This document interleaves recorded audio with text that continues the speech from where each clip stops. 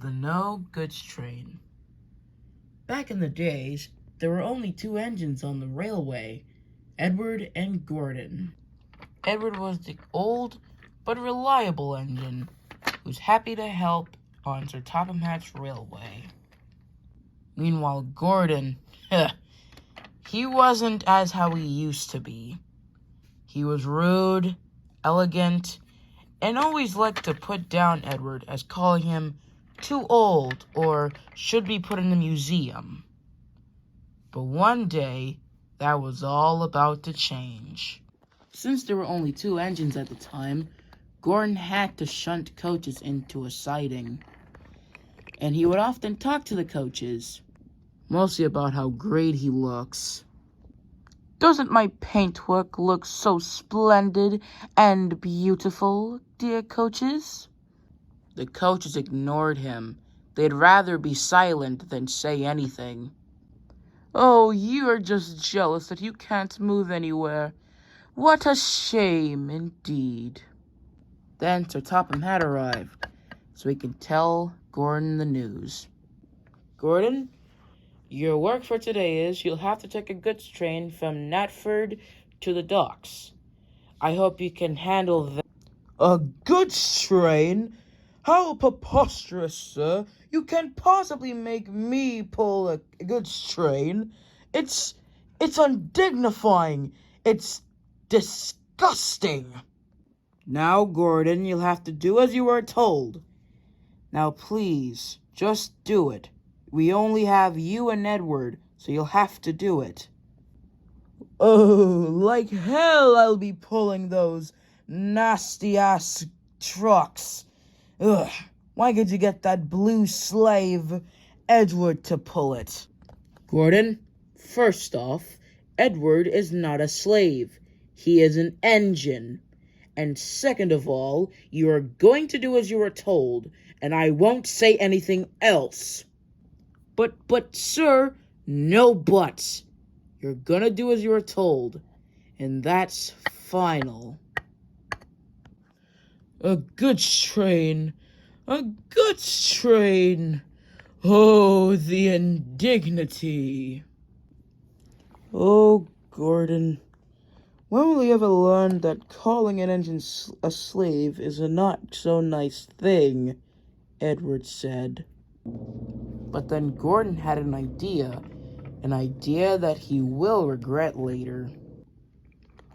Gordon went and coupled onto the train, and the guard blew his whistle.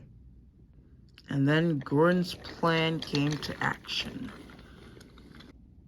Then Gordon went up a hill.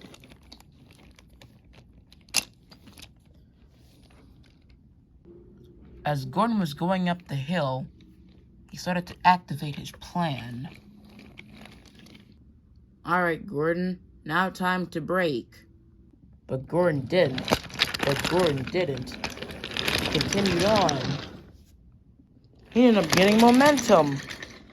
He ended up going so fast, his front fell off. And then he ended up derailing himself on his side. Yes, I did it.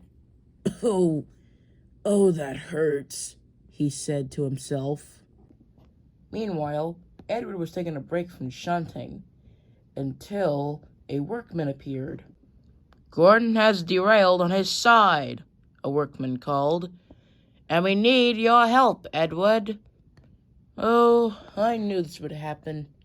Don't worry, I'll go get the breakdown train. First, Edward went to couple up on the cargo that wasn't derailed. First, the breakdown engine went to pick up the cargo.